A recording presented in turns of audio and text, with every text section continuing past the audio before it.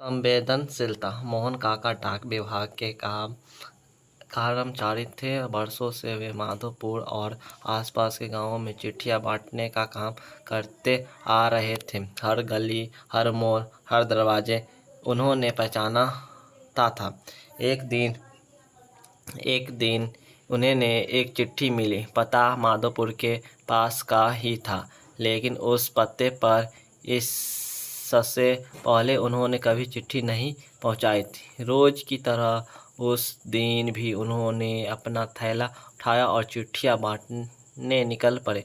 जब सभी जगह चिट्ठियां बांट दी, तब वे उस नए पते की ओर बढ़े। दरवाजे पर पहुंचकर उन्होंने आवाज़ दी, पोस्टमैन। अंदर से किसी लड़की की आवाज़ आई, काका वहीं दरवाजे के नीचे चिट्ठी डाल दीजिए।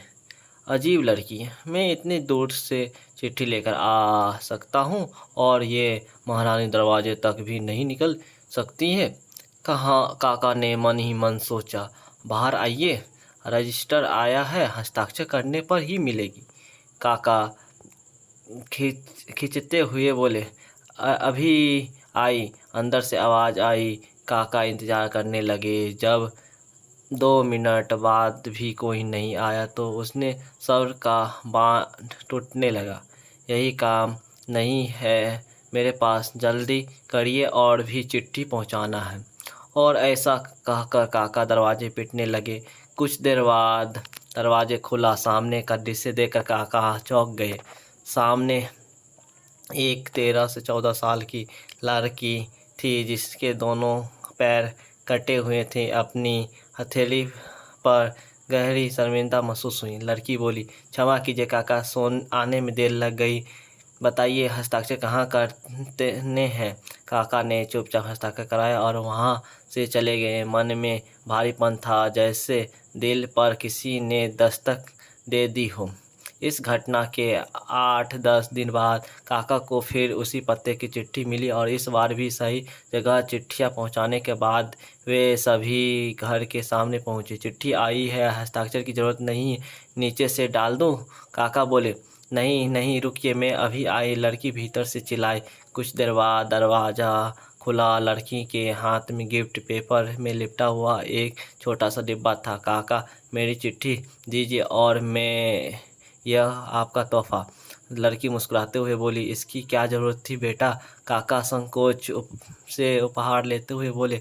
लड़की ने कहा, बस ऐसे ही काका, आप इसे ले जाइए और घर जाकर ही खोलिएगा। काका डिब्बा लेकर घर की ओर चले गए। रास्ते भर उसके मन में यही चलता रहा कि आखिर इस डिब्बे में क्या होगा। घर पहुंचते ही उन्होंने डिब्बा खोला। तोहफा देखते ही उसकी आंखों से आंसू टपकने लगे। डिब्बे में एक जोड़ी चप्पल थी। काका बरसों से नंगे पैर ही चिट्ठी बांटते थे, लेकिन आज तक किसी ने इस और ध्यान नहीं दिया था। यह कहानी जीवन का सबसे कीमती तोहफा था। काका चप्पल कलेजे से लगाकर रोने लगे। उसके मन में बार बार एक ही विचार गूंज रहा था, बच्ची ने उन्हें चप्पल तो दे दिया, पर वे उसे पैर कहाँ से लाकर देंगे।